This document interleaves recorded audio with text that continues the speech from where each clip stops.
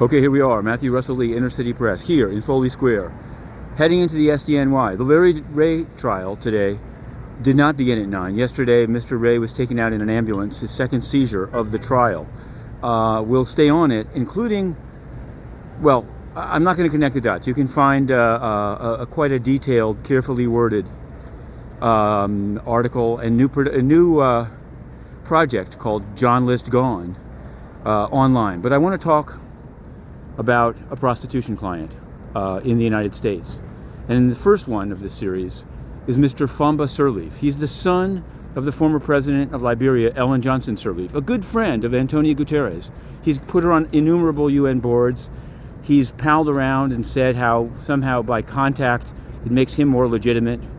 Well, not only was nepotism a problem, not only for Guterres and his son Pedro, but the Sirleaf is quite extensive. And in the case of Fomba, it's quite embarrassing because this is connected to a now criminal sex trafficking conspiracy.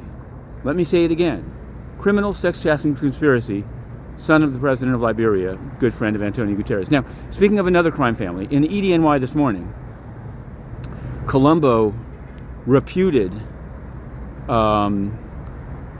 individual, Mr. Theodore Persico, had a bail hearing before Judge Cho. It's the same magistrate judge who presided over the freeing on consent of the Chinese spies last week, including Mr. Frank Liu and his UN connections. In any event, Theodore Persico, after some good argumentation on both sides, will remain detained, probably for a year pending trial.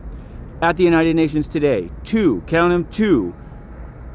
clown show votes, or at least meetings, on Ukraine. Ukraine is a very serious issue, but the UN has failed from day one. And it's not the veto, it's Guterres who calls Putin Papacito, because Guterres told 25 officials not to call it a war.